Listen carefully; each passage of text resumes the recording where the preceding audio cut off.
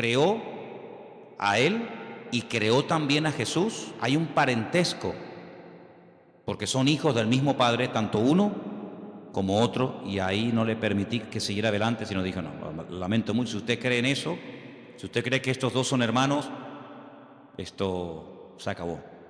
Hasta ahí no le permitimos, y lo tuvimos que decir que se fuera. Pero él estaba totalmente convencido que así como Adán y Eva tuvieron un hijo bueno y un hijo malo, uno llamado Caín y otro llamado Abel, Dios también tuvo un hijo bueno llamado Jesucristo y tuvo un hijo malo llamado Satanás. Fíjate tú las barbaridades a las que llega la gente, ¿no? ¿Y de dónde sacaba eso? Del versículo 15, donde dice que él fue el primogénito de la creación. Amigo.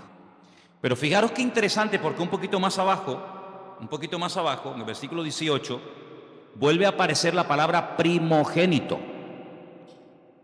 Versículo 18 dice, Él es la cabeza del cuerpo, que es la iglesia. Él es el principio, ¿el qué?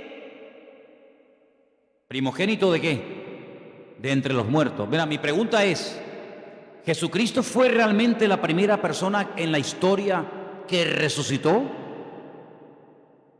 ¿Sí o no? ¿Sí? No sé, ustedes sabrán, yo estoy preguntándole a ustedes. ¿La primera persona que resucitó fue Lázaro? ¿Sí? No sé, ustedes sabrán. No, porque yo he leído el Antiguo Testamento y he visto que, por ejemplo, Elías resucitó a una persona en el Antiguo Testamento. Entonces hay gente que resucitó antes de Lázaro y antes de la viuda de Naín y antes de aquella chica a la cual el Señor le dijo, Talita Cumi, a niña, a ti te digo, levántate y anda. Luego, tanto en el Antiguo como en el Nuevo Testamento hay personas que resucitaron antes de Jesucristo. ¿Por qué dice que Él es el primogénito de entre los muertos? No es el primogénito de entre los muertos en el sentido de que Él no fue el primero en resucitar. Luego, si la palabra primogénito entre los muertos no significa, y esto quiero que lo dejemos bien claro, si la palabra primogénito entre los muertos no significa que Él fue el primero en resucitar, si volvemos al versículo 15, la palabra primogénito de toda la creación tampoco puede significar que Él fue el primero en ser creado. ¿Sí o no? Miren, cuando uno interpreta la Biblia, y aquí dimos en su época una clase de hermenéutica, hace mucho tiempo que se grabó y no se pueden imaginar hasta el día de hoy, cada día prácticamente, recibimos correos en la iglesia de gente de todo el mundo que han visto ese curso de hermenéutica que yo en mi vida me pensé que iba a ser tan seguido y de tanta utilidad para tanta y tanta gente. Se llama así, curso de hermenéutica. Lo tienen ahí ustedes en YouTube, en la Biblia, que lo grabamos aquí. Una de las reglas de la hermenéutica es una ciencia que se enseña en las escuelas bíblicas, en los seminarios, para ayudarte a interpretar correctamente los textos bíblicos. Si tú no puedes interpretar la Biblia a su manera, usted no puede interpretar la Biblia desde un punto de vista únicamente judío, únicamente evangélico, únicamente católico, ateo, no. Tiene que interpretar la Biblia según unos parámetros, según unos principios generales e universales, para que usted no saque conclusiones equivocadas. Por ejemplo, cuando estudiamos, no me voy del tema, pero quiero dejar bien claro esto, porque hay gente aquí que está empezando a venir a la iglesia, y hay gente aquí que lleva años en la iglesia, y a todos ustedes tienen que tener bien claro que todos leemos la misma Biblia, pero lógicamente una persona que está empezando a leer la Biblia por primera vez en su vida no tiene a lo mejor el conocimiento a la base que tiene una persona que lleva toda la vida leyendo la palabra de Dios, que ha oído un montón de estudios, que ha hecho cursos, etcétera, etcétera. Tiene unas bases, ¿verdad?, para interpretar la Biblia completamente diferentes. ¿Sí o no? Cuando usted empieza a leer la Biblia, pues si la empieza a leer por el Apocalipsis, usted no se va a enterar de nada. Pero si usted ha hecho cursos, usted ha escuchado lo que es el Apocalipsis, lo que significan los caballos, los colores, los números, cuando usted lo lea, usted va a disfrutar de la lectura de ese bendito libro. Pero si usted no sabe, usted no se va a enterar de nada. Es decir, pero es que yo no entiendo la Biblia. Por eso hay gente que a veces dice, mira, yo he leído la Biblia y yo no la entiendo. Hombre, claro, si llevamos a un niño el primer día a la escuela y le van a enseñar a multiplicar y a dividir, el niño probablemente no va a querer ir más. porque se va a aburrir. Pero el niño aprende jugando. El niño aprende disfrutando con los colores, con el trencito, con las canciones, y así va aprendiendo, ¿verdad? De una forma sencilla y progresiva y gradual. Cuando vamos a la palabra de Dios, nos encontramos que hay expresiones que no se pueden interpretar literalmente. Una de ellas es la que estamos viendo. Jesucristo es, porque Él está diciendo, Jesucristo es esto, Jesucristo es esto, Jesucristo es esto y esto. Y una de las cosas que Pablo dice que es Jesucristo es el primogénito de entre los muertos. Pero ya les acabo de mostrar que Él no fue la primera persona en la vida, en la historia, que resucitó. Por lo tanto, no puede significar el primogénito de entre los muertos, no puede traducirse como, Él fue el primero que resucitó. No. Jesucristo no fue el primero en resucitar. Mira, Lázaro, no resucitó Jesucristo a Lázaro. Si Cristo resucitó a Lázaro, ya Cristo no fue el primero en resucitar, sería en todo caso Lázaro. Bien. Por la misma regla de tres, si usted empieza a interpretar unos textos y usted se encuentra la misma expresión, pero versículos antes, como por ejemplo en el versículo 15, dice primogénito de la creación. Bueno, pues primogénito de la creación significa que Él fue el primer ser creado. No lo puede traducir así. Vamos a leer según este comentario, según los apuntes que ustedes tienen ahí, qué puede significar esta expresión y después la vamos a clarificar. Estamos casi al final de la página 2, página 766, donde pone lo que Jesucristo es en sí mismo. ¿Lo veis? Aquí abajo. En este pasaje, Pablo dice dos cosas importantes acerca de Jesús. Ambas en respuesta a aquella gente de los gnósticos de aquella época. Los gnósticos habían dicho que Jesús no era más que uno entre muchos intermediarios y que por muy glorioso que fuera, era solo una revelación parcial de Dios. Pablo dice que Jesucristo es la imagen del Dios invisible. Colosenses 1:15. Usa aquí una palabra y una figura que despertaría toda clase de memorias en las mentes de los primeros lectores. La palabra eikon en griego e imagen en su traducción correcta. Ahora bien, como señala este autor, una imagen puede ser dos cosas que se confunden entre sí. Puede ser una representación, pero una representación, si es lo bastante perfecta, puede ser también una manifestación. Cuando Pablo usa estas palabras, establece que Jesús es la perfecta manifestación de Dios. Para comprender cómo es Dios, tenemos que mirar a Jesús. Yo le digo a la gente, ¿usted quiere conocer a Dios? ¿Quiere saber cómo piensa, cómo siente, cómo es Dios? Tienes que conocer a Jesús. A Dios llegamos a través de Cristo. Si usted no conoce a Cristo, es imposible que usted conozca a Dios.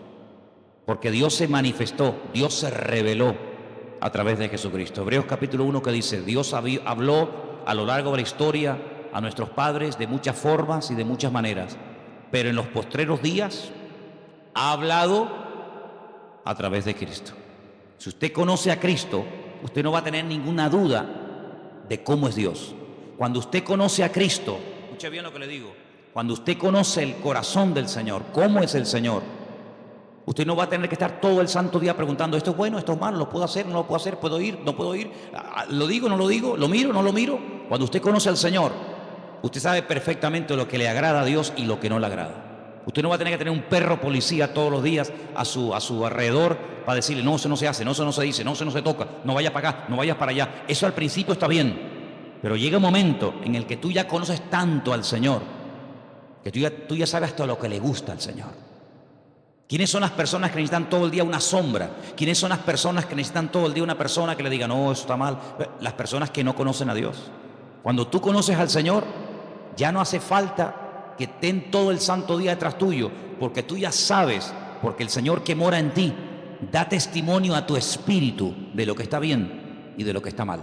Los que están empezando y los que llevamos ya tiempo en las cosas del Señor, podemos decir por experiencia que hay momentos, desde que hemos comenzado a conocer o a interesarnos en conocer al Señor, hay momentos en los que sin nadie decirnos nada, cosas que habíamos hecho, Y por eso ellos incluso se flagelaban y se torturaban porque decían que todo lo que tiene que ver con la materia, todo lo que tiene que ver con el cuerpo es malo. Los griegos llegaron a decir que la cárcel que encierra el alma es el cuerpo. Por eso muchos de ellos menospreciaban el cuerpo. Sin embargo, la Biblia dignifica el cuerpo del ser humano, tanto el del hombre como el de la mujer, evidentemente, ¿no?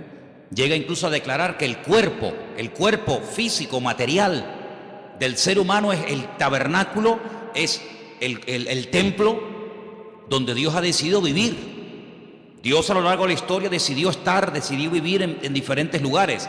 En un momento de la historia decidió vivir en una carpa, en un tabernáculo, en el desierto, portátil, ¿no? Que se levantaba y se volvía a montar rápidamente. Y Él decidió vivir como todo el pueblo. Ustedes viven en carpa, yo quiero otra para mí. Cuando el pueblo entra a la tierra prometida y pasan de ser peregrinos en el desierto y comienzan ya a construir sus casas, Él dice, constrúyame otra para mí, yo quiero poner mi gloria entre mi pueblo, ¿verdad? Pero ya no está ni en un tabernáculo, una tienda de campaña portátil, ni en un templo.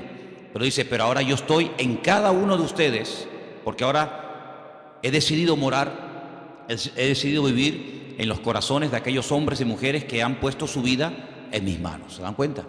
Entonces, lo que vamos a ver en esta tarde es muy interesante porque las expresiones que emplea aquí el apóstol Pablo son tremendas. Ahora comentábamos Elena y yo en casa ayer o hoy a la mañana, la Biblia es un libro tremendamente profundo, sin lugar a dudas, pero yo creo que no hay términos en nuestro idioma, por lo menos, lo suficientemente profundos como para aclarar quién verdaderamente era el Señor Jesucristo. Porque nuestro idioma es un idioma muy limitado, por eso quiero explicar lo de las versiones. A veces ustedes habrán notado, el domingo pasó, no sé si se dieron cuenta, el domingo pasó que la lectura que se leyó en la iglesia, lo que se ponía en la pantalla, a veces no coincidía exactamente las mismas palabras con la persona que estaba leyendo. ¿Por qué? Porque en español, como en muchos idiomas, hay muchas formas de decir una cosa. Entonces depende del autor, depende del traductor, podemos decir de una forma o podemos decir de otra forma. Estamos diciendo lo mismo, pero no habla igual un venezolano con un colombiano, no habla igual un canario con un catalán, no habla igual un boliviano que un argentino. Hay diferentes expresiones, todos hablan el mismo idioma, pero cada pueblo, cada cultura, cada lugar, cada momento de la historia, pues tiene expresiones que van cambiando. El idioma no es algo muerto, el idioma es algo vivo, va cambiando de generación en generación. Cada cierto tiempo, pues la Real Academia Española tiene que introducir palabras y tiene que introducir términos que hoy en día son normales, pero que en la época de nuestros padres o de nuestros abuelos esas palabras ni existían. Es que ni existían, ni se sabía lo que era eso. Sin embargo, hoy en día hay que dar una definición, hay que dar una aclaración a palabras que se usan todos los días, pero que en aquellos tiempos, repito, ni existían. Entonces a veces hay que, entre comillas, inventar. Incluso a veces nosotros en nuestro idioma hemos adoptado palabras de otro idioma. En la informática ni te cuento. La informática está llena de términos que son ingleses, son términos que no son españoles, pero que de alguna manera ya forman parte de no sé, software. Tantas palabras, no vamos a estar ahora perdiendo el tiempo en eso, pero tantas palabras que todo el mundo o mucha gente sabe lo que significan, pero que sin embargo hasta hace pocos años la gente no entendía. Entonces por eso no es lo mismo coger una Biblia del siglo XIX que leer una Biblia del siglo XXI. El mensaje es el mismo, pero la forma de clarificar el mensaje evidentemente va cambiando y hay que adaptar el lenguaje a los tiempos, ¿no? Entonces cuando el apóstol Pablo decide escribir una carta a nuestros hermanos, a la iglesia local de los hermanos de Colosas, pues allí había unos problemas particulares que curiosamente a lo largo de la historia se han ido repitiendo. Entonces en los apuntes que ustedes han recibido en esta tarde, perdonen la letra tan pequeñita, yo sé que algunos dirán, madre mía, yo esto no lo veo. Es que lo quise hacer grande y mira cómo salían los folios, salían unos folios enormes. Entonces, si quieren sigan la lectura, el resto de los comentarios de este capítulo, del versículo 15 al 23, está todo explicado aquí. No tiren estos apuntes, léanlo frecuentemente, porque hay expresiones que necesitamos saber qué es lo que realmente quiso decir el autor. Solamente me quiero parar en algo, y es que a Jesús se le llama, por ejemplo, en el versículo 15, ¿qué dice el versículo 15 en vuestra versión? ¿Lo podéis ver ahí un momentito?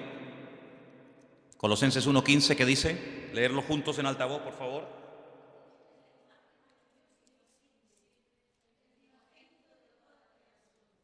La semana pasada definimos un poco el tema de lo que era imagen, ¿se acuerdan? Hablamos de la imagen, la semejanza. Dijimos que son términos que no tienen nada que ver con el aspecto físico de una persona. Toar es la palabra que se emplea cuando se quiere hablar de apariencia, de forma, de figura. Pero cuando la Biblia habla de que hemos sido creados a imagen y semejanza de Dios, no significa que físicamente el hombre se parece a Dios. Nada que ver, en absoluto. Se refiere a sus atributos, se refiere en cuanto a sus características. Es un ser inteligente, capaz de razonar, de pensar, de tomar decisiones. Por eso Dios le daba órdenes al ser humano y nunca le dio órdenes y mandamientos y estatutos y preceptos a los animales, ¿verdad? Porque la capacidad de razonar del hombre evidentemente es superior a la de cualquier animal. El animal no razona, no piensa, no medita, no es capaz de hacer un poema, de hacer un argumento filosófico. El ser humano puede jugar con las palabras, en fin, tiene una capacidad superior, evidentemente, ¿no? A todo eso se refiere la Biblia cuando habla de imagen y semejanza. Cuando la Biblia dice que Jesús era la imagen de Dios, no significa que tú veías a Cristo y veías la cara de Dios, No significa que físicamente Jesucristo se parecía a Dios, porque Dios, dice la Biblia, dicho sea de paso, Dios no tiene aspecto físico. ¿A quién se parece Dios? ¿Dios es blanco o es negro? ¿Es alto o es bajo? Es que no tiene nada que ver. Esos argumentos, esos adjetivos no tienen nada que ver con Dios. Dios no es ni alto ni bajo, no está ni de pie ni sentado, no está ni aquí ni allá, no entra y sale. No está un día alegre y otro día triste. Dios es un Dios inmutable, es un Dios que es totalmente, desde mi punto de vista, totalmente imposible por muchos argumentos, por muchas explicaciones, por muchos adjetivos que utilicemos. Sinceramente, todos se quedan cortos, Yo pienso que a lo largo de la historia, el hombre que el mejor definió a Dios fue un rabino llamado Maimónides. Hay un libro extraordinario que él escribió en el siglo XII, Guía de los Perplejos, donde él habla él define la esencia de Dios. Y yo no he conocido a nadie, ni he leído ningún libro que explique la esencia de Dios tan profunda y al mismo tiempo tan clara como la define este hombre, ¿no? Él, por ejemplo, dice que Dios no tiene peso ni medida, Dios no tiene forma ni figura, Dios no es un Dios que se puede comparar con atributos humanos. Pero claro, algunos dirán, pero la Biblia habla de los ojos de Dios, la Biblia habla de la mano de Dios, la Biblia habla de la espalda de Dios, dice que a Moisés le vio la espalda a Dios, la Biblia habla de la boca de Dios. Eso es lo que se llama antropomorfismos, es atribuirle a Dios o utilizar elementos humanos para hablar de lo que Él hace o hablar de lo que Él es. Dice, los ojos del Señor recorren toda la tierra. ¿Te imaginas dos ojos así? Por las calles, por las plazas, por las montañas, dos ojos. Hombre, eso no se puede traducir literalmente, porque los ojos del Señor que recorren toda la tierra, ¿qué es lo que quiso decir el autor? Que Él lo sabe todo, que Él lo conoce todo. No es que sus ojos literalmente van por la calle así buscando, ¿verdad? Porque si fuera así, literalmente, quiere decir que si los ojos de Dios están en aquella dirección, ya no están en esta. Si está mirando hacia la derecha, ya perdió la visión de la mano izquierda. Por lo tanto, no es algo literal, ¿verdad? Así que eso es lo que la Biblia, ya digo, se llama antropomorfismo. Es utilizar un lenguaje humano para definir o para explicar más o menos un concepto de tipo espiritual. Eso es al mismo tiempo lo que es una parábola. La Biblia está llena de parábolas. Ustedes pueden leer los evangelios. La parábola del sembrador, la parábola del hijo pródigo, la parábola de la oveja perdida, ¿verdad? Está llena de parábolas. ¿Y qué es una parábola? Es un ejemplo. Es un ejemplo de algo conocido, ¿verdad? Una oveja, una semilla, un chico que se pierde, etcétera, para explicar un concepto espiritual que, utilizando ese ejemplo sencillo, la gente puede entender más o menos, repito, lo que es el reino de Dios, lo que es el amor de Dios, lo que es el perdón, lo que es la misericordia, lo que es la generosidad, la hospitalidad, etcétera, etcétera, etcétera, ¿verdad? Entonces vamos a leer algunas frases de aquí, de la primera página. Ahí en la primera página donde pone los pensadores equivocados. ¿Lo veis? Disculpen que todos no tengan los apuntes, pero después si queréis podemos hacer fotocopias, porque es muy bueno que todos tengan estos apuntes y los leas y los repases, porque tenemos que profundizar y crecer en nuestro conocimiento de Dios. Dice así: uno de los hechos de la mentalidad humana es que uno no piensa más de lo que se ve obligado a pensar. Hasta que uno se encuentra con que otros se oponen a su fe y la atacan, no se pone a pensar en sus implicaciones. A veces nosotros no nos rompemos la cabeza con preguntas que el mundo se hace, ¿verdad? Ni pensamos en eso. Pero, ¿verdad que cuando te hacen una pregunta que en ese momento no sabes qué decir, dices, ay, pues tengo que estudiar, tengo que preguntar, porque a mí nunca se me había pasado por la cabeza que alguien me hiciera esa pregunta? Claro, generalmente, salvo excepciones, la gente suele preguntar más o menos lo mismo. Pero cuando te pasa a ti, que te preguntan por primera vez, y si Dios es tan bueno, ¿por qué se mueren los niños de hambre? Yo, ¿qué le digo? ¿Qué le digo? ¿Verdad? O si Dios es tan bueno, ¿por qué permite tal y tal otra cosa? Entonces, a veces es bueno que nos hagan preguntas que en el momento no sabemos qué decir o qué responder, para que eso nos lleve a buscar de Dios. ¿Estamos de acuerdo? ¿Me estáis mirando a mí o estáis mirando a los que entraron? Estáis mirando aquí, ¿verdad? Bien, perfecto. Hasta que la iglesia se vio confrontada con alguna herejía peligrosa, no empezó a darse cuenta de las riquezas de la ortodoxia. Es característico del cristianismo que siempre puede producir nuevas riquezas para hacer frente a una nueva situación. Es bueno que en algún momento de tu vida alguien, un amigo, un vecino, un familiar o quien sea, te haga una pregunta que tú digas, mira, sinceramente en este momento no tengo ni idea qué decirte. Y tienes que acostumbrarte a decir, en este momento no sé qué decir. Déjame que estudie, déjame que prepare, déjame que pregunte, etcétera. Pero no pienses que todo lo que te va a preguntar la gente vas a tener la respuesta inmediata. De hecho, ustedes saben que hay unas chicas en la Biblia que eran las famosas, en su día hablé de ellas, ¿no?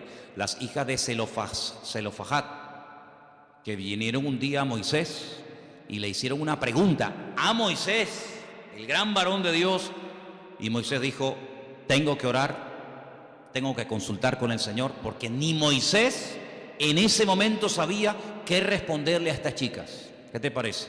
Preguntas que ningún hombre jamás le había hecho a Moisés. Estas chicas se atrevieron a hacerla a Moisés y lo dejaron con la boca abierta, no sabía ni qué responder. Pero bueno, vamos a seguir adelante. Cuando Pablo le escribió a los colosenses, no estaba pensando en el vacío. Se puso a escribir, como ya hemos visto en la introducción, habla de los capítulos anteriores, para salir al paso de una situación bien definida. Escuchen, había una tendencia de pensamiento en la iglesia primitiva que se llamaba el gnosticismo. Sus seguidores, los gnósticos, lo que quiere decir poco más o menos los intelectuales o los librepensadores, estaban insatisfechos con lo que consideraban la ruda sencillez del cristianismo y querían convertirlo en una filosofía que pudiera estar en línea con los otros sistemas filosóficos del tiempo. Es decir, para algunas personas nuestra fe es tan sencilla que no les cabe en la cabeza.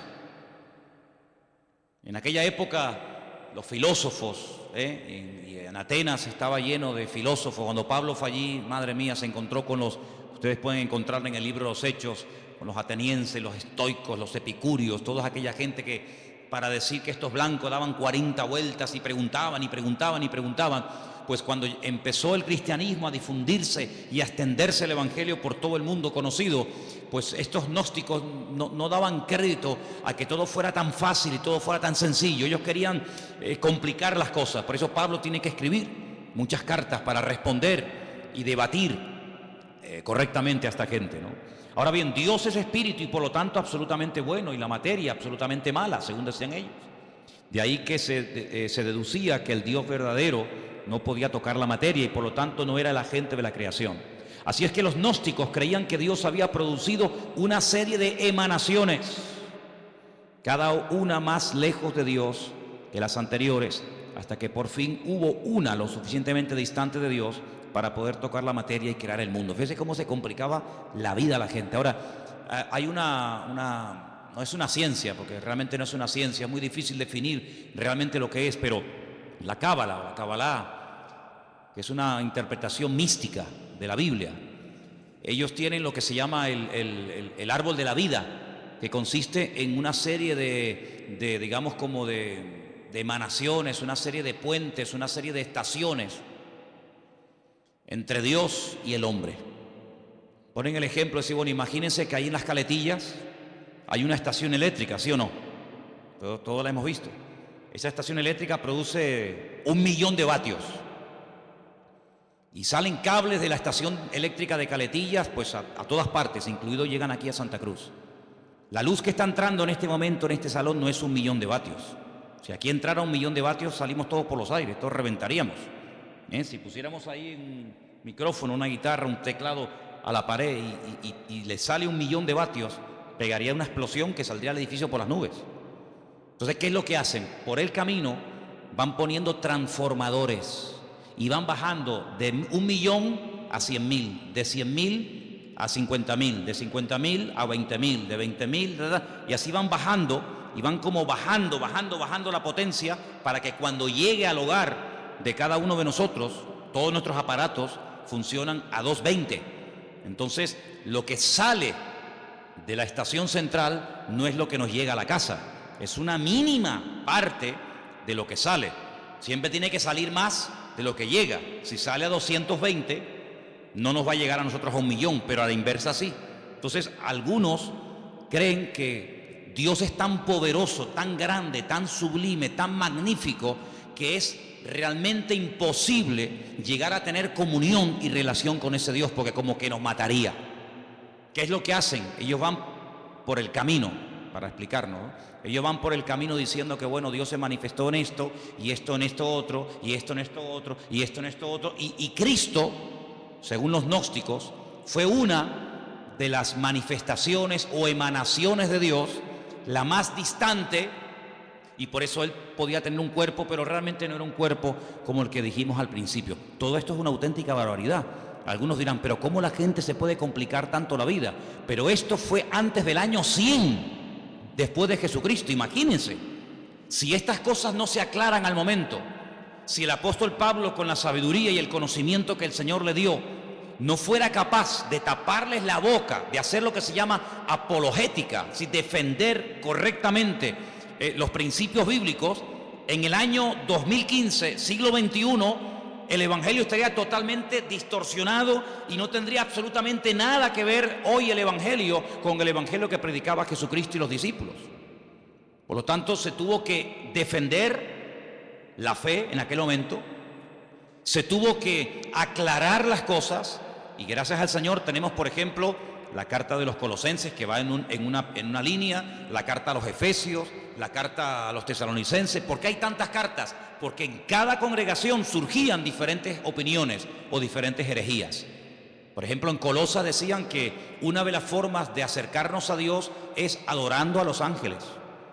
Ya parece que se ha ido a la moda, pero hubieron unos años, aquí en Canarias por lo menos, en los que en algunas farolas se veía pegados unos papelitos donde daban cursos para que la gente pudiera contactar con su ángel particular y ese ángel le llevara a Dios, y de esa manera no ir directamente a Dios porque es demasiado poderoso, pero a través de un ángel como que se baja la intensidad. Se puso de moda el famoso libro o el famoso curso de milagros, ¿verdad?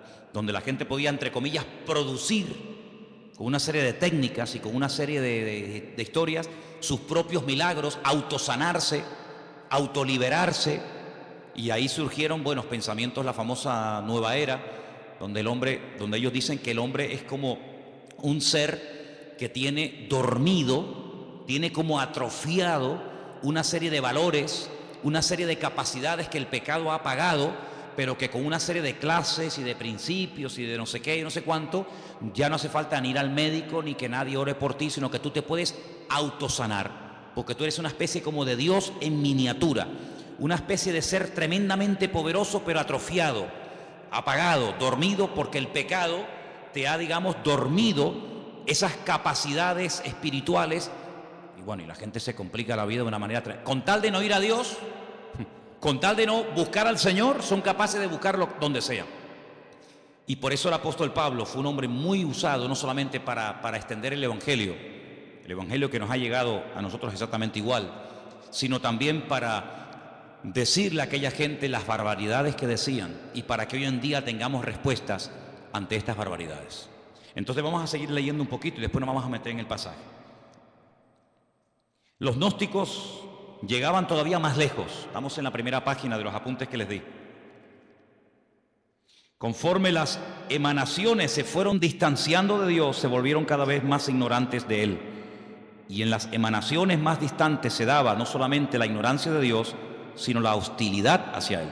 Los gnósticos llegaban a la conclusión de que la emanación que creó el mundo desconocía y era hostil al verdadero Dios. Y algunas veces hasta identificaban esa emanación con el Dios del Antiguo Testamento. Eso tenía ciertas consecuencias. Ahora, si ustedes se dan cuenta, cuando el hombre no tiene una relación directa con Dios, cuando el hombre busca en fuentes equivocadas, es como lo que decía el profeta Jeremías: ustedes están buscando en cisternas rotas que no retienen el agua, y por eso cuando llegan a una cisterna rota la encuentran vacía. Hay una búsqueda sincera, pero el camino es un camino equivocado. No todos los caminos llevan a Dios. Eso tienes que tenerlo clarísimo en tu vida. No es que, bueno, da igual, iglesia evangélica, católica, musulmana, budista, nueva era, da igual, total, todos los caminos llevan a Dios. Es que eso no es lo que dice la Biblia. Mira, a lo largo de la historia, siempre el deseo del Creador, el deseo de nuestro Dios fue tener comunión con el hombre. Dios hizo todo lo habido y por haber, todo lo impensable, para que el hombre se acercara a Dios. El hombre como que hacía todo lo contrario para alejarse del Señor. Te voy a poner un ejemplo. Mira, en el Antiguo Testamento hay un varón de Dios, un hombre que se llamó Jacob. Conocemos también su nombre como Israel. La Biblia dice que él una noche se echó a dormir. Estaba durmiendo al aire libre. De repente él tiene un sueño donde ve una escalera. Una escalera que tiene la parte de abajo en la tierra y la otra punta, al otro extremo de la escalera, está en el cielo. Él dice que ve ángeles que suben y que bajan. No dice que bajan y suben, sino ángeles que suben y bajan. Él entiende en ese sueño, que es muy profundo, para decirlo así en breves palabras, él entiende que el cielo se quiere acercar al hombre. Él entiende que el Creador quiere volver a tener comunión con el hombre. El hombre la cortó, el hombre se desconectó de Dios. El hombre se independizó de Dios, para que me entiendan. Porque cuando Dios creó al hombre, lo creó con la capacidad de rebelarse, de separarse de su Creador. ¿Por qué Dios lo hizo así? Solo Dios lo sabe. Pero una de las razones elementales y básicas de por qué Dios le permitió al hombre rebelarse contra su Creador es por una sencilla razón. Porque Dios no quiere amor a la fuerza. Si tú no me amas, yo no te voy a obligar a que lo hagas. Si tú no me quieres servir, yo no te voy a obligar a que me sirvas. Si tú no quieres estar conmigo, yo no te voy a obligar a que estés. Yo te voy a crear con la capacidad de rebelarte, con la capacidad de distanciarte de mí. Y el hombre utilizó esa capacidad como ser perfecto que era, porque si no tenía esa capacidad, luego no es perfecto. El hombre utilizó ese libre albedrío, esa capacidad, y se desconectó de Dios. Claro, las consecuencias fueron terribles. Dios le dijo: bueno, pues si en este lugar que yo lo he creado para ti, y no tienes que hacer absolutamente nada para subsistir, sino que yo te lo he dado prácticamente todo hecho. Fijaros que el hombre ni tenía, hermanos, que matar animales para poder comer. El hombre no fue creado para matar, por eso el hombre tiene que utilizar armas. Los animales, cada uno tiene sus armas de defensas, ¿verdad? Unos tienen cuernos, otros tienen garras, otros tienen veneno. El ser humano no tiene nada, porque el ser humano no fue diseñado para matar. Por eso el hombre tiene que usar una pistola, un palo, una piedra, una escopeta, un rifle, porque el hombre no tiene la capacidad por sí misma de matar a otro ser humano, porque no tiene ningún arma poderosa. Ahora, fijaros qué interesante, cuando el hombre se desconecta de Dios, Dios lo tiene que echar de aquel lugar perfecto y de armonía que todos conocemos como el Gan Edén, el jardín del Edén. Y cuando sale de ese lugar, él se percata, él se da cuenta de todo lo que ha perdido. Ahora el hombre tiene frío, ahora el hombre tiene calor, ahora el hombre suda. Sudar significa perder humedad, con la capacidad de poder deshidratarte. La mujer comienza a sentir dolores. La mujer no fue creada para tener la menstruación todos los meses. En el momento en el que peca, comienza a experimentar el hombre pérdida de humedad y la mujer pérdida de sangre todos los meses. La tierra se le vuelve en su contra. Los animales que antes dominaba, ahora en cierto sentido tiene que cuidarse de ellos porque le pueden quitar la vida. Y así una serie de consecuencias terribles. Pero a pesar de eso, Dios no se desentendió de la raza humana. Dios no dijo, bueno, ustedes no quieren estar conmigo, ahí se quedan. Sino que el hombre sigue, permítame la expresión, detrás del hombre, buscando al hombre. Les habla a través de Noé, pasan de Noé. Les habla a través de Abraham, pasan de Abraham. Les habla a través de José, pasan de José. Les habla a través de la ley de Moisés, pasan de la ley de Moisés. Y así a lo largo de la historia, hasta que personalmente Él se humana, Él se encarna y viene, dice, y habitó entre nosotros y vimos su gloria. Bueno, ya después de tantas manifestaciones del amor de Dios y de tantas oportunidades, el hombre habrá entendido que no se puede esconder de Dios. ¿Qué es lo que hacen? Matan a su hijo, creyendo que de esa manera ya Dios va a cesar en esa ansia, en ese anhelo de buscar constante y permanentemente el hombre. Nada más lejos de la realidad. Lo matan y el Padre dice en Romanos capítulo 8 que a través del poder de su Espíritu Santo resucita a su Hijo al tercer día. Luego la muerte no acabó con Cristo, la muerte fue el inicio de una etapa nueva, donde ahora ya no va a estar bajo la ley de un antiguo pacto, sino la ley de un nuevo pacto. Vienen los apóstoles, vienen los discípulos, vienen los padres de la iglesia, a lo largo de la historia, siglos y siglos y siglos y siglos, Dios continuamente buscando al hombre. El hombre inventando todo tipo de excusas, todo tipo de herejías, todo tipo de barbaridades, que si él no murió, que si él se desmayó, que si María Magdalena se equivocó de tumba, que si los discípulos robaron el cuerpo, que si se equivocó de no sé qué, que si no tenía cuerpo, que si no tenía espíritu, una detrás de otra. Pero sin embargo Dios, en el anhelo y en el deseo de buscar al hombre, hoy en día sigue tocando y llamando a la puerta de los corazones. ¿Para qué? Para tener comunión, para tener relación contigo y tú con Él. Y de esa manera poder descubrir el propósito de tu existencia y no pasar por esta vida sin saber qué hago, a qué me dedico, a dónde voy, sino que sepas en todo momento por qué el Señor permitió que tú nacieras y que tú existieras y que tú estuvieras en este planeta un periodo muy corto de tiempo, muy corto, porque la vida es algo tremendamente efímero, algo tremendamente corto, que pasa así, cuando te das cuenta, ¡fum!, se te fueron tus 80, tus 90 años. Pero el objetivo no es vivir en esta tierra por la eternidad, sino prepararnos para retornar al Creador y tener este tiempo como una especie de escuela de preparación para lo que realmente es la vida verdadera, que es la vida eterna en la presencia del Señor. ¿Te das cuenta? Entonces el diablo ha intentado por todos los medios habidos y por haber cegar, que la ignorancia sea la tónica habitual del ser humano, que no lea la Biblia, que no se acerque a Dios, que se acerque a otras cosas, que tenga todo tipo de experiencias y de sensaciones, menos la búsqueda sincera y genuina de buscar a Dios. Pero vemos en la palabra de Dios que el hombre sigue y sigue rebelándose contra el Creador, pero todos aquellos que le reconocieron les dio el derecho de tener un título que solamente llegó a tener un pueblo en la tierra, y es la de ser llamados hijos de Dios. ¿Cuántos dicen amén? Así que ya Dios no podía hacer nada más. Ahora vamos a seguir leyendo un poquito más adelante los apuntes que les he dado, porque hay una expresión que se usa que se ha malinterpretado hasta el punto de decir, y te dicen, no, es que la Biblia lo dice, que Jesucristo, escuchen bien porque esto es muy sutil y ustedes tienen que tenerlo muy claro, que como Dios sabía que el hombre iba a pecar, porque Dios lo sabe todo de antemano antes de que ocurra, ¿sí o no? Dios es omnisciente, todo lo sabe, nada le sorprende.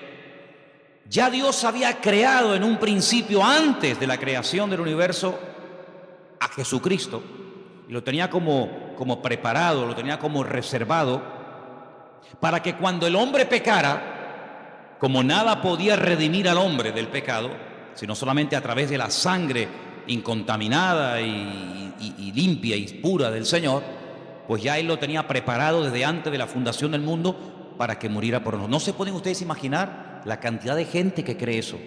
Que Jesucristo es el Salvador, que murió por nosotros, que resucitó en una cruz, que Él ascendió a la diestra de Dios Padre, que volverá, que reinará, todo eso, pero con algo muy sutil, y es que dicen que Jesucristo no es Dios, sino que Jesucristo es un ser creado.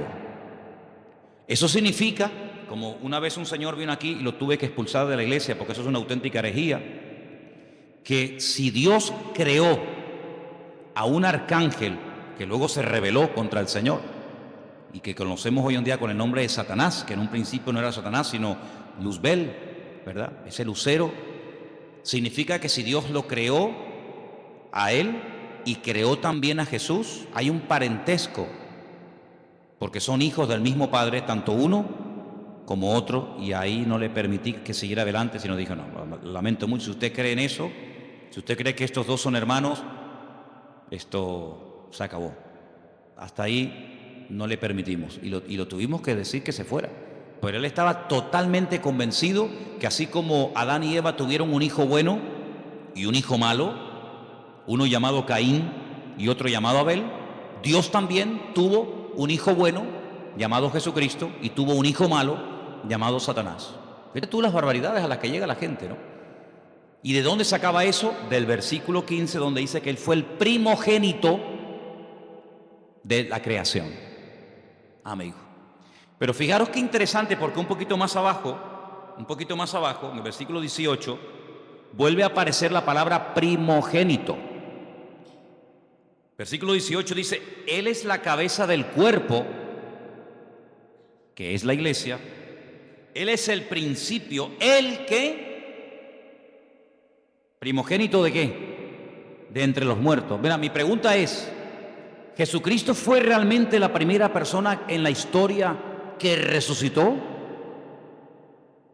¿Sí o no? ¿Sí? No sé, ustedes sabrán, yo estoy preguntándole a ustedes.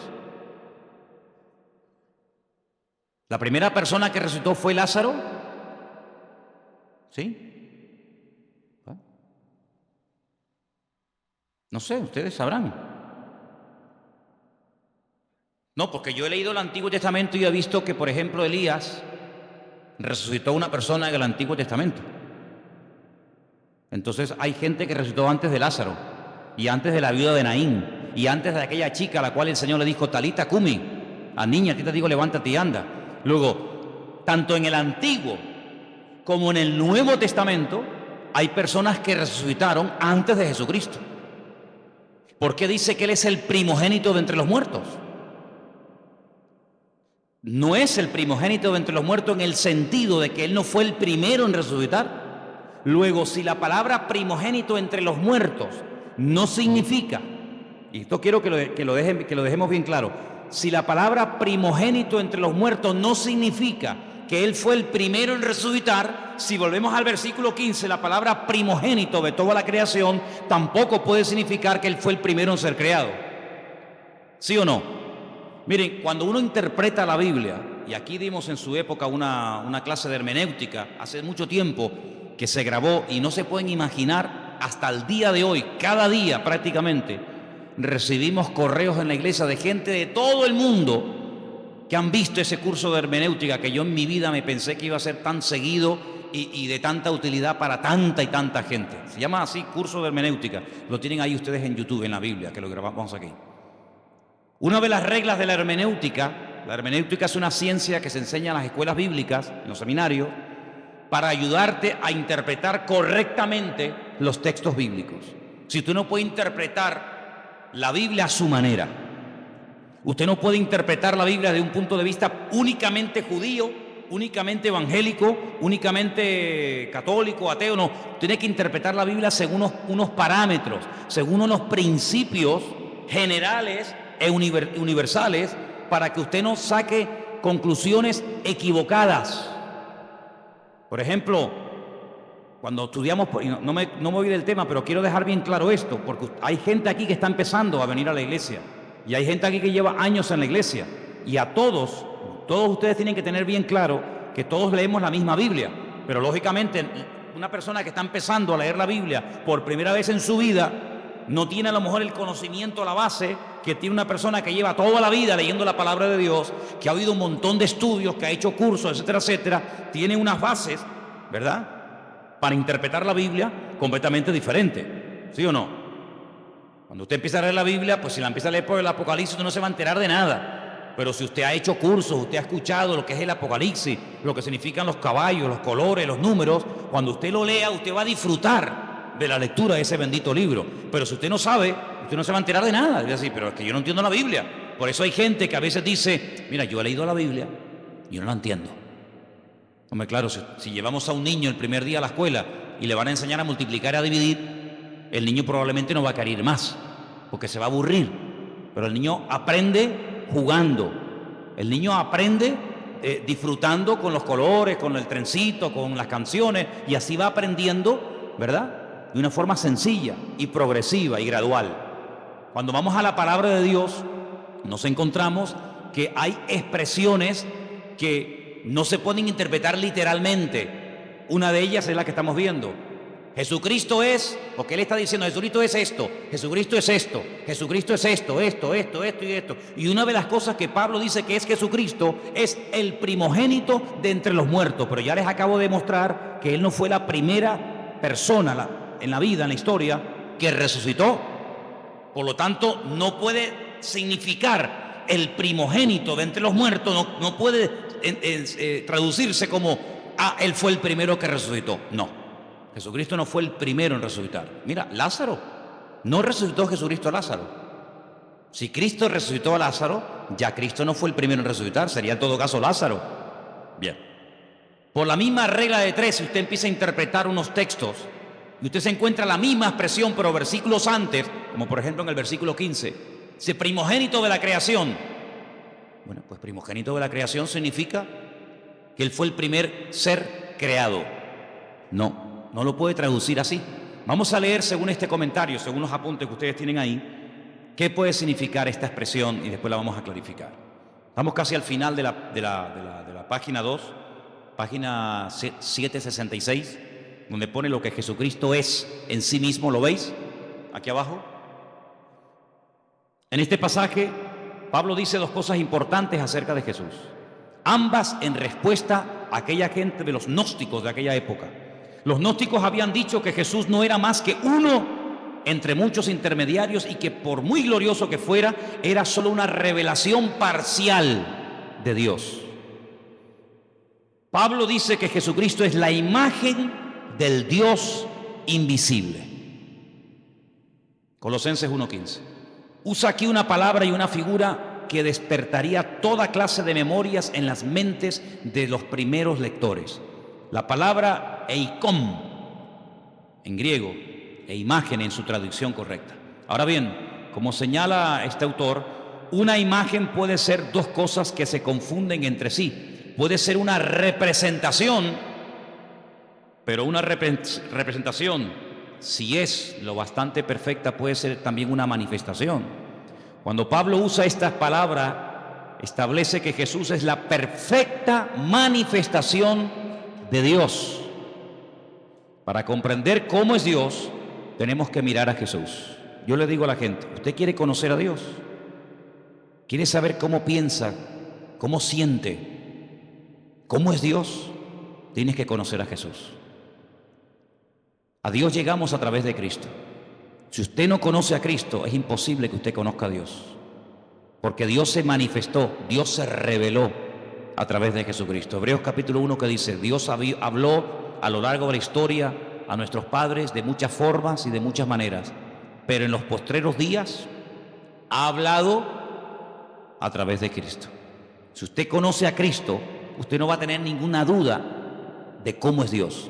Cuando usted conoce a Cristo, escuche bien lo que le digo, cuando usted conoce el corazón del Señor, cómo es el Señor, usted no va a tener que estar todo el santo día preguntando, esto es bueno, esto es malo, lo puedo hacer, no lo puedo hacer, puedo ir, no puedo ir, lo digo, no lo digo, lo miro, no lo miro. Cuando usted conoce al Señor, usted sabe perfectamente lo que le agrada a Dios y lo que no le agrada. Usted no va a tener que tener un perro policía todos los días a su alrededor para decirle, no, eso no se hace, no, eso no se dice, no, eso no se toca, no vayas para acá, no vayas para allá. Eso al principio está bien, pero llega un momento en el que tú ya conoces tanto al Señor, que tú ya sabes hasta lo que le gusta al Señor.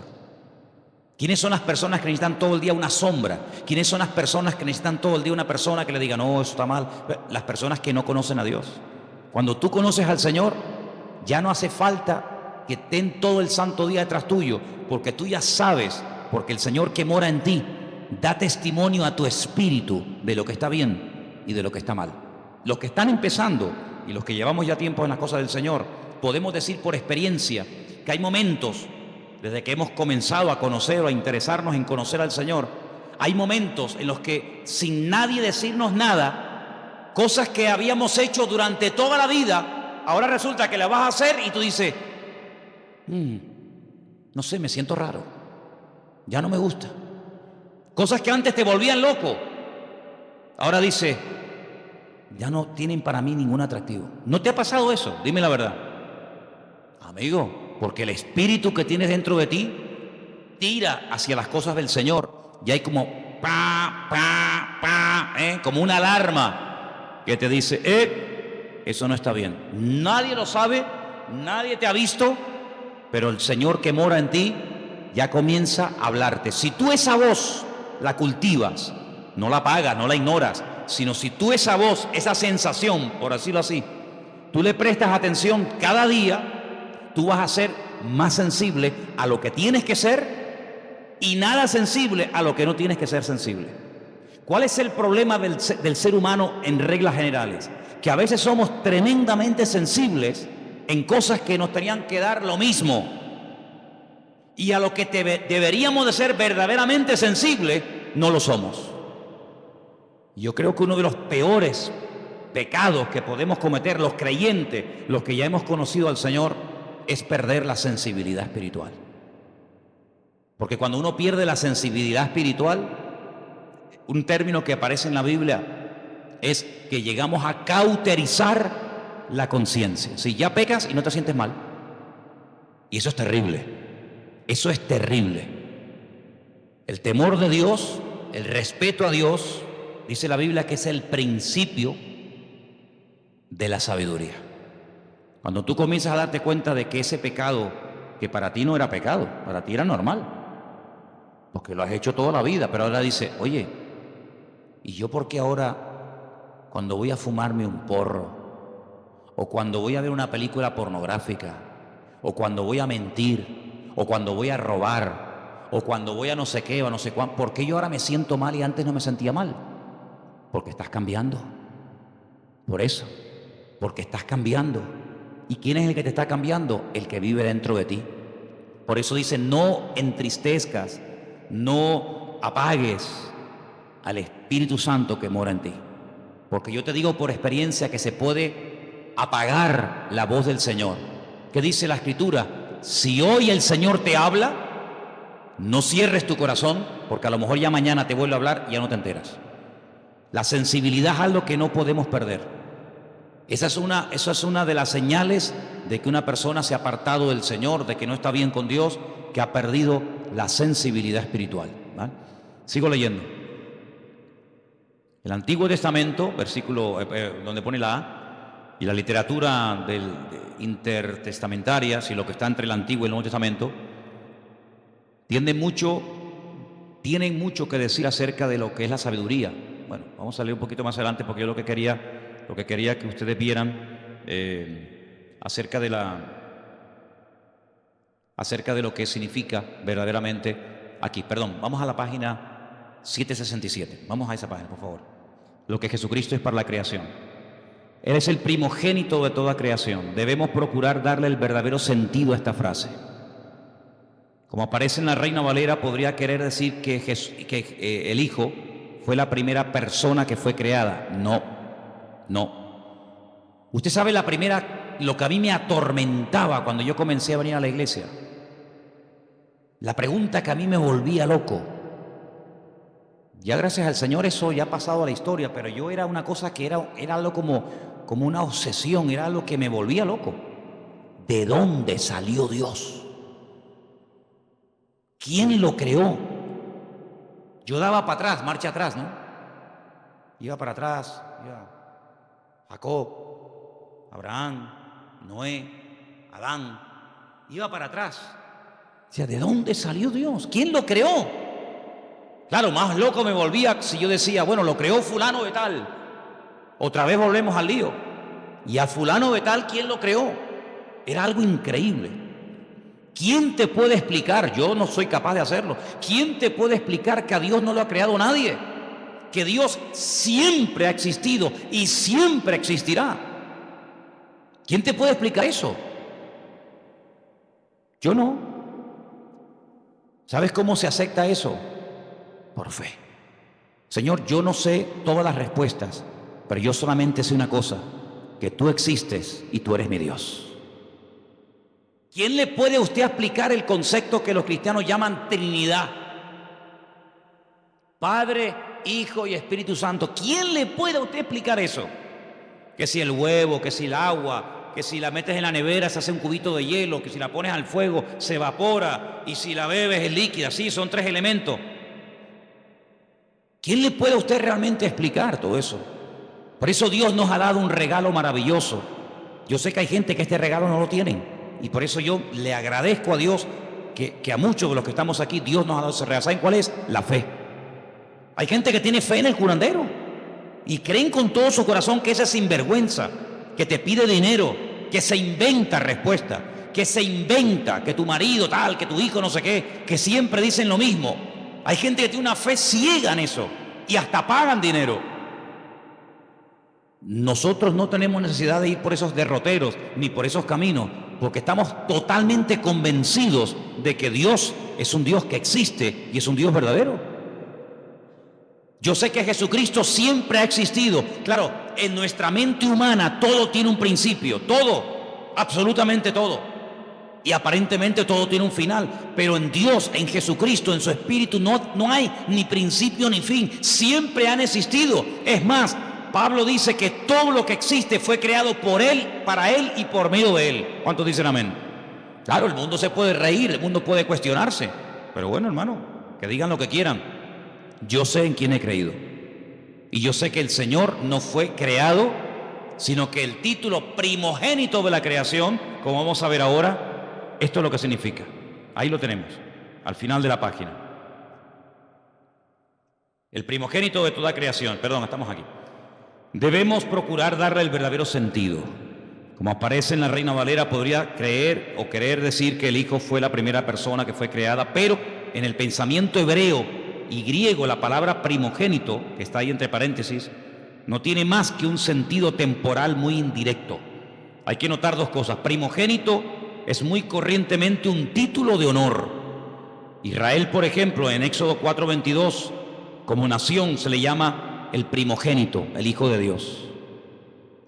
Lo que quiere decir es que la nación de Israel es el Hijo de Dios más favorecido. Segundo, debemos notar que primogénito es el título del Mesías. Ahí pueden leerlo en casa, Salmo 89:27. Según lo interpretan los mismos judíos, la promesa en relación con el Mesías. Es decir, la palabra primogénito es un título. La palabra primogénito en la figura de Cristo no significa que Él fue lo primero que Dios el Padre creó, lo primero que Dios el Padre hizo, sino es un título de honor, de reconocimiento, como diciendo que antes de Él no ha habido nada y después de Él no habrá absolutamente nada.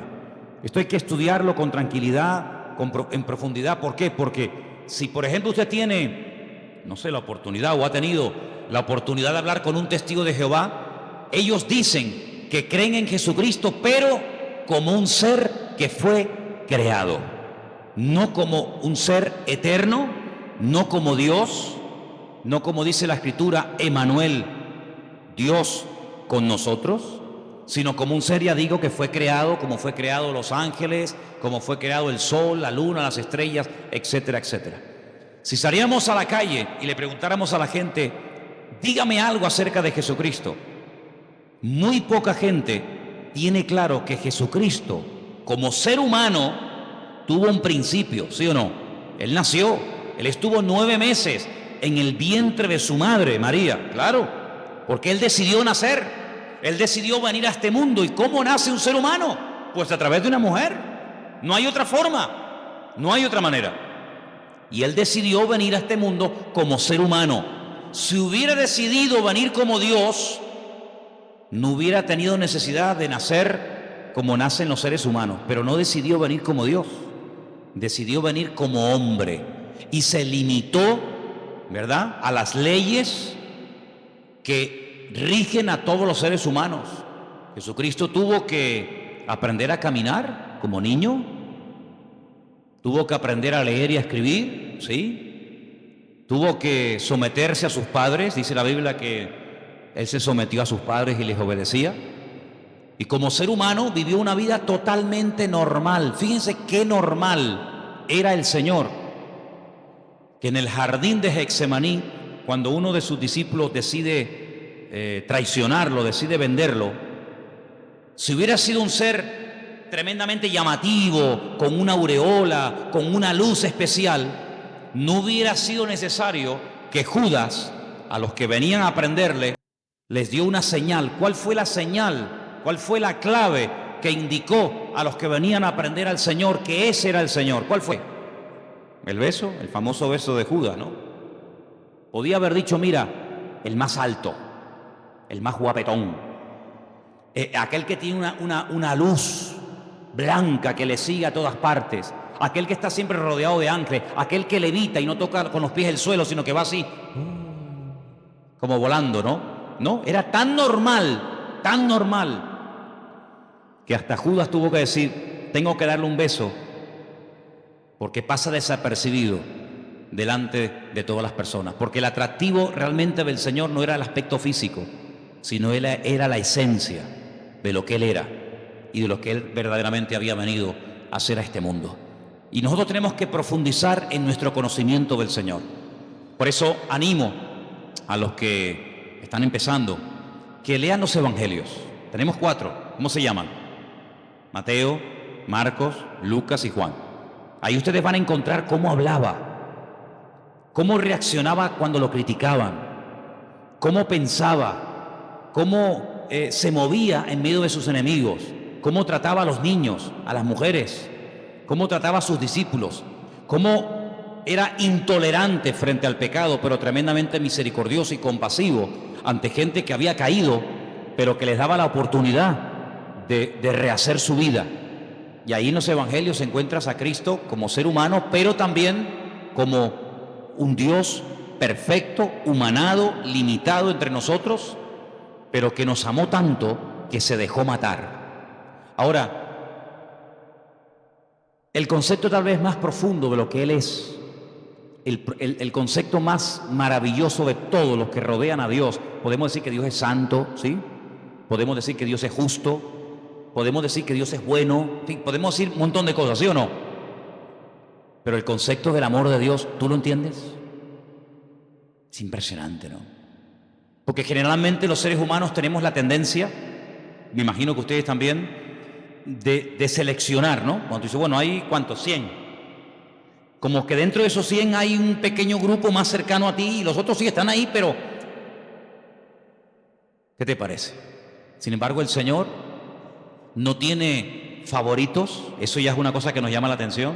Dios no tiene favoritos. Dios no dice este sí y este no, este me gusta y este no me gusta. Es un Dios que ama al pecador, ¿sí o no? Ama al pecador, pero no ama, aborrece el pecado que cometen los pecadores. ¿Sí? Son dos cosas distintas. Él ama a todo el mundo por igual. Y son cosas que no nos caben en la cabeza. Porque ahora, por ejemplo, se está hablando mucho de este chico que huyó al extranjero, que mató a 2 jóvenes en la península, ¿no? Imagínate que ese chico viene a España, lo condenan y tiene que cumplir 15, 20, 30 años, en fin, lo que le toque. Imagínate que mañana va a esa cárcel un pastor, un hermano, una hermana, le habla del Señor. El chico reconoce la barbaridad que ha hecho, se arrepiente, pide perdón al Señor. Mi pregunta es, ¿Dios perdonaría a esta persona? ¿Sí o no? Delante de los hombres es un asesino. Tiene que estar ahí hasta que se pudra, ¿no? Hasta que cumpla la condena. Pero si esa persona le pide perdón a Dios, esa persona nos la vamos a encontrar el día de mañana en el cielo, en la presencia del Señor. ¿Quién entiende eso? ¿Quién entiende eso? Nadie. Pero así es el corazón de Dios. Es una cosa increíble. El peor asesino, lo peor de la humanidad, si se arrepiente y verdaderamente quiere cambiar, Dios lo perdona, Dios le da otra oportunidad, y aunque delante de los hombres nunca lo van a perdonar y será toda la vida el fulano, el asesino, el criminal o lo que sea, delante de Dios puede llegar a tener el título de hijo o de hija de Dios. De hecho, ha habido casos en la historia de personas, en Estados Unidos, en algunos lugares existe la pena de muerte, personas que estaban condenados a muerte por la justicia de los hombres, pero sin embargo se arrepintieron y le pidieron perdón al Señor, y como le dijo aquel ladrón en la cruz, condenado a muerte por el Imperio Romano, porque se lo merecía. De hecho, él dijo: nosotros padecemos justamente, yo no me quejo, si yo me merezco esto y peor, pero yo te pido que a pesar de lo malo y de lo ruin que he sido, que tú te acuerdes de mí cuando vengas en tu reino. Y el Señor podía haber dicho: pues hijo, lo siento mucho, yo no te puedo perdonar porque tú has sido esto y esto. Sin embargo, ¿qué dijo el Señor? Hoy estarás conmigo en el paraíso. Amigo, el concepto del amor de Dios es lo que más me impacta de nuestro Dios. Porque si él es el primogénito de la creación, la imagen de Dios, el camino, la verdad y la vida, todo eso está muy bonito. Pero a mí lo que me cautivó y lo que me transformó la vida fue entender que Dios a mí me había amado de tal manera que fue capaz de mandar a su Hijo para que lo mataran en una cruz, simplemente por amor. ¿Qué te parece? Así que el apóstol Pablo intenta taparle la boca a los gnósticos de la época. A lo largo de su ministerio tuvo muchas luchas con los religiosos, con los fanáticos, con los que metían o intentaban meter falsas doctrinas en las congregaciones. Pero lo que nos tiene que quedar bien claro en esta tarde a todos y a cada uno de los que estamos aquí es que Dios a nosotros nos ama tal y como somos. Aunque nunca cambiáramos, ¿sí o no? Aunque nunca cambiáramos, aunque nos muriéramos así como somos hoy, el Señor en este momento a cada uno de nosotros nos ama, y cada vez que le pedimos perdón al Señor de corazón y de verdad, el Señor siempre perdona.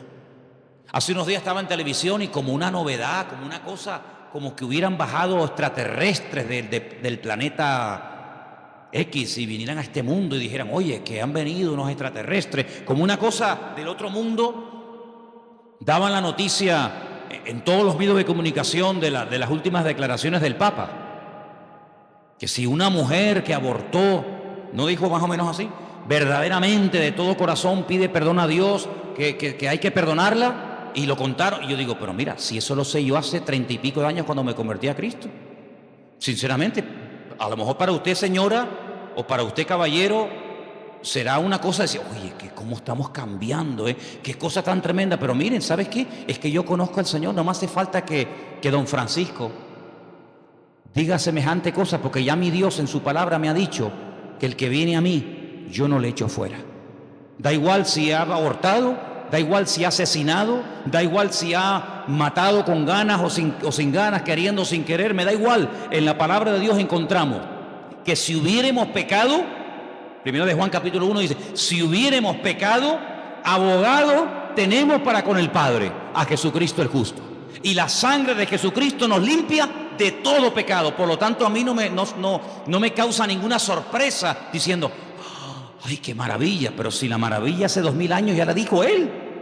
Ya hace 2000 años el Señor Jesucristo murió en la cruz para demostrarle a toda la raza humana que no importa lo lejos que nos hayamos separado de los caminos del Señor, no importa, mira, lo bajo que hayamos caído, las barbaridades que hayamos hecho, si le pedimos perdón al Señor, Dios siempre perdona, y otra cosa más, y olvida.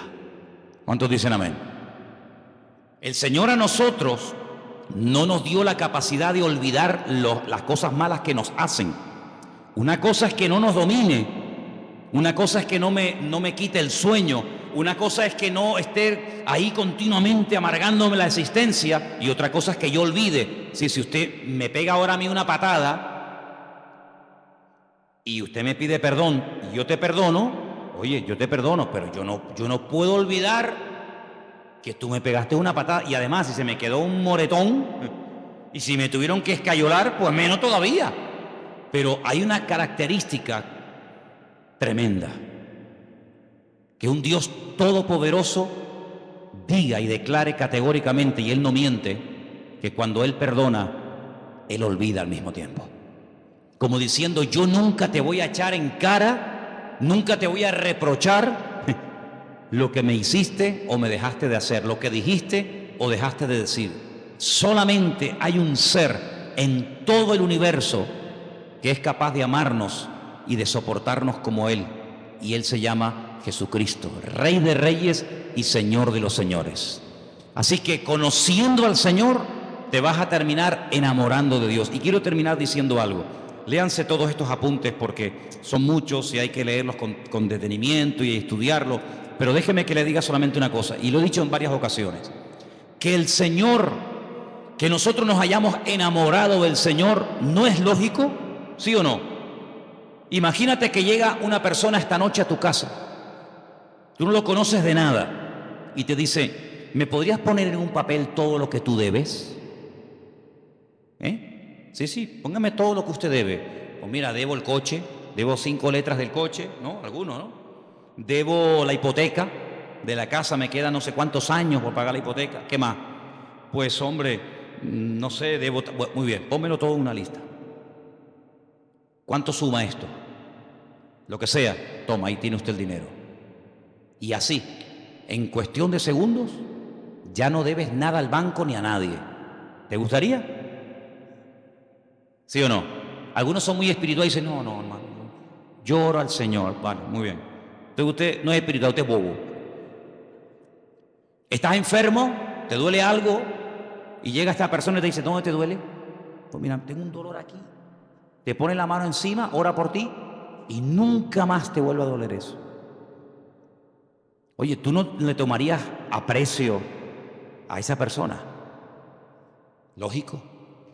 Cuando tienes un problema no lo buscarías a él o a ella porque te ha ayudado tanto que, oye, mira, ¿me podrías venir un momentito que quiero hablar contigo? Me pasa esto, me pasa lo otro. ¿Quién no se puede encariñar? ¿Quién no puede apreciar, respetar? No digo enamorarse, pero respetar a una persona así, cualquiera. Bueno, pues en cierto sentido, eso es lo que el Señor hace continuamente con nosotros. Nos sana, nos fortalece, nos levanta cuando caemos, nos anima. A veces permite, fíjate lo bueno que es y lo sabio que es, que cuando ve que nos estamos un poquito medio apagando, quedando atontados, permite ahí una pequeña prueba, una pequeña cosita, ¿no? Y, ay, tal, ay, Señor, ayúdame. Y el Señor dice, sí, dime. Fíjate lo bueno que es, que podría decir, bueno, ya no quieres orar, pues nada, no ores. Pero Él dice, le voy a poner una piedrita en el zapato, para que le haga una llaguita. Ay, Señor, mira que me salió una llaguita. Sí, dime qué quieres que haga. Señor, que me sana. Ahí está, pum, la sanidad. ¿Quién no se enamora de un Dios así? ¿Sí o no?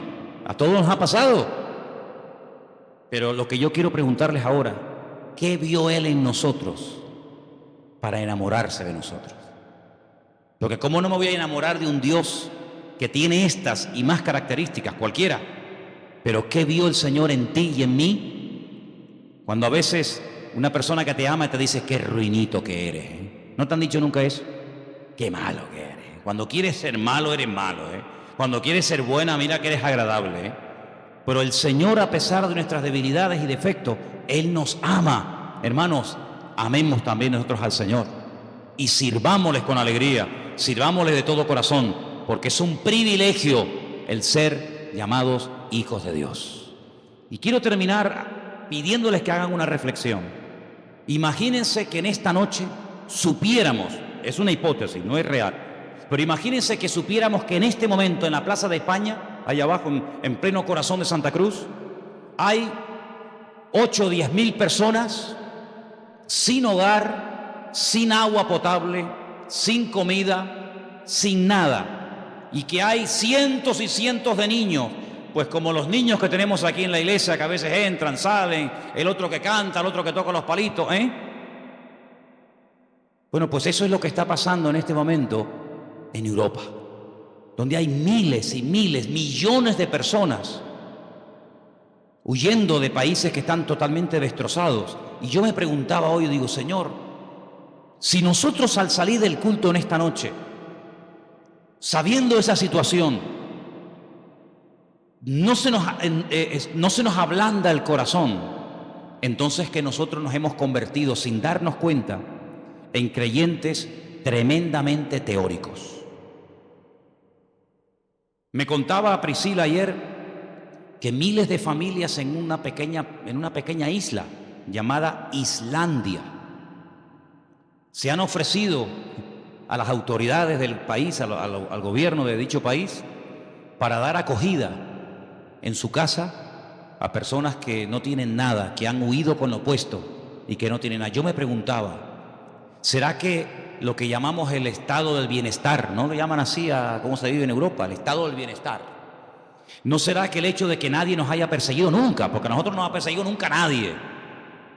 A ningún hermano nuestro lo han torturado en una cárcel, lo han crucificado, lo han decapitado. A nadie. Lo más que nos han dicho es un insulto, lo que sea, ¿No será que todo eso, sin darnos cuenta, se nos ha vuelto en nuestra contra? Y nos hemos hecho tremendamente cómodos e insensibles ante el dolor ajeno. Pues están en Hungría, hermano, están allí en Hungría, están en Grecia, están tan lejos. Pero yo pregunto, ¿seríamos capaces? Y me pregunto yo también estoy metido en el ajo. ¿Seríamos capaces nosotros de decir, pero por qué tienen que estar ahí un montón de familias pasando frío y hambre, cuando nosotros somos la sal de la tierra y la luz del mundo? ¿La luz para qué es? Dice el Señor, no es para ponerla debajo de la mesa, es para ponerla encima y que todos sean alumbrados con la luz del Evangelio, con la luz de los cristianos. ¿Seríamos capaces nosotros de decir, vénganse a vivir a nuestra casa? Tengo 3 habitaciones, nada más duermo en una, ¿para qué quiero 2 habitaciones vacías? ¿Seríamos capaces de traer una familia a nuestra casa? Si no somos capaces de reaccionar ante momentos de urgencia, nuestro cristianismo es simplemente una teoría. Es simplemente una teoría. Yo sé que no es nuestra realidad social. No tenemos ahí a miles y a miles de personas acampadas, pasando frío, pasando hambre, sin saber a dónde van. Pero ¿y si fuera? ¿Y si esa fuera nuestra realidad? ¿Seríamos capaces de dar la bienvenida, la acogida, para que se quedaran un montón de gente durmiendo aquí en la iglesia o en nuestra iglesia del Puerto de la Cruz? ¿Seríamos capaces? ¿Seríamos capaces de llevarnos a un matrimonio, con hijos o sin hijos, a vivir a nuestra casa y demostrarles el amor cristiano, pero no con palabras y con canciones, sino con hechos? Y en verdad, ¿seríamos capaces? Yo me preguntaba todo eso en estos días, porque dicen que desde la Segunda Guerra Mundial, la catástrofe humanitaria más terrible es esta que se está viviendo hoy en día, donde miles y miles, y Dios está poniendo a prueba, y yo lo siento así, Dios está poniendo a prueba el cristianismo de Europa. Yo creo que Europa entró en una decadencia espiritual, pero el Señor le está dando a Europa la posibilidad de volver a ser avivada, pero no tanto por la predicación teórica del Evangelio, sino por la predicación y el ejemplo práctico del Evangelio. Yo creo que esta es una oportunidad para que Europa se levante de las cenizas. Yo creo que esta es una oportunidad para que la iglesia en Alemania, en Hungría, en Italia, en España, que ha estado dormida durante generaciones, vuelva otra vez a levantarse y a decirle al mundo, aquí estamos nosotros los cristianos. Aquí estamos nosotros para demostrarle a la gente lo que es hospitalidad, para demostrarle al mundo lo que es amor. No, pero es que la mayoría son musulmanes y no es precisamente a los musulmanes o a quien sea a quien tenemos que demostrarle el amor de Dios, porque la Biblia dice que si saludamos a los que nos saludan, ¿qué mérito tenemos? Si amamos a los que nos aman, ¿dónde estará la recompensa? El Señor nos dice que tenemos que hacer por los demás lo que nos gustaría que los demás nos hicieran a nosotros. ¿Cuántos dicen amén? ¿Qué les parece la reflexión? Yo creo que todos somos, unos más y otros menos, muchas veces egoístas. Pero esta es una prueba que el Señor está permitiendo que venga a este suelo, a este continente, para que nos demos cuenta si esos países tan prósperos son prósperos solamente porque tienen o son prósperos porque son países solidarios, países de amor. Y yo les voy a decir algo, hermanos, y lo digo de verdad con todo mi corazón. El pueblo más hospitalario del mundo no es el pueblo evangélico.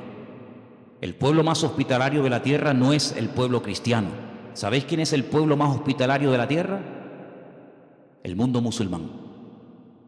El musulmán copió esta buena característica de su padre, de Abraham. Y el musulmán es hospitalario, se deleita y se goza de tener forasteros, de tener extraños en su casa. Lo mamaron desde la cuna y es algo que lo llevan en la sangre, y es una bendición que ese pueblo tiene, aunque sean tal vez de otras posturas, de otra creencia. Así que, hermanos, todas estas enseñanzas nos tienen que llevar a un cristianismo práctico. Si yo salgo de aquí, me voy a mi casa y que cada uno se busque la vida, nuestro cristianismo probablemente no es el cristianismo de la Biblia. Será otro tipo de cristianismo que se ha practicado durante siglos, pero el cristianismo es abrir la casa al necesitado. El cristianismo es compartir la camisa que nos sobra con el necesitado. El cristianismo es ser solidario con la persona que lo necesita. Y la regla de oro dice: no le hagas a los demás lo que no te gustaría que te hicieran a ti, o más bien hazle a los demás lo que te gustaría que te hicieran a ti. Yo creo que la prueba también nos llegará a nosotros, ¿sabes? Creo que en algún momento nos tocará a nosotros pasar por el tamiz, pasar por la balanza de Dios, y ahí se demostrará, en estos últimos tiempos se demostrará quién es y quién no es. ¿Quién verdaderamente era creyente para salir de sus problemas, para que consiguiera trabajo, para que todo le fuera bien? ¿O quién ha entendido verdaderamente el Evangelio y ese principio, y termino, que más bienaventurado es dar que recibir? ¿Cuántos dicen amén? Cierra tus ojos ahí donde estás. Y todas estas preguntas, hermanos, no las tenemos que hacer. Todas estas preguntas. El tiempo en el que estamos viviendo no es un tiempo fácil. Es un tiempo de prueba, es un tiempo donde Dios está viendo cómo va a reaccionar su pueblo. Y es la iglesia, no las naciones, no los gobiernos, la iglesia, la que tiene que tomar autoridad. Y la que tiene que levantarse ahora en pie de guerra y decirle al mundo: aquí estamos los cristianos, con los brazos abiertos, dispuestos a bendecir al mundo, dispuestos a ayudar al que verdaderamente está buscando ayuda desesperadamente. Y hay miles, millones y millones de personas totalmente desesperadas que huyen con lo opuesto. Y qué bueno sería que se encontraran con miles de creyentes que les demostraran que el amor de Dios no es teoría, es práctica. Aleluya. Señor, te damos gracias en esta tarde por todo lo que tú eres, todo lo que tú representas para cada uno de nosotros. Te pedimos, Señor, que tú nos ayudes a manifestar tu amor de una forma práctica, de una forma visible y real. Señor, hemos creído y creído en cosas durante años, pero ha llegado la hora y el momento de demostrar verdaderamente nuestro interés, nuestro amor, nuestro apoyo al mundo necesitado y a tu obra. Te pido en el nombre de Jesús que tú nos ayudes a entender el mensaje que tú estás lanzando a la humanidad, que tu iglesia no esté dormida ni apagada, que la luz brille ahora más que nunca, porque es ahora el momento de brillar, es ahora el momento de decirle al mundo: aquí está la iglesia, que ha estado dormida durante años, pero se levanta en pie de guerra en el nombre del Señor y le dice al mundo: mirad a nuestro Dios, mirad a nuestro Dios, cuánto nos ama, que nos da el privilegio de poder servir al mundo, porque tú viniste a servir y no a ser servido. Ayúdanos, Señor, a conocerte, a descubrirte cada día, y gracias por todo lo que tú eres. No tenemos palabras para describir todo lo que tú eres, todo lo que tú representas. Tu esencia es imposible con palabras humanas poder describirla. No hay concepto, no hay adjetivo lo suficientemente amplio como para poder definirte, Señor. Pero solamente nos queremos, Señor, agarrar a la verdad de que tú eres amor. Ese amor que prevalezca en nosotros, ese amor que reina en la iglesia y ese amor que nunca se vaya de nuestras vidas. Gracias te damos por esta palabra, por este estudio en esta tarde. Seguimos en tu presencia en el bendito nombre de Jesús.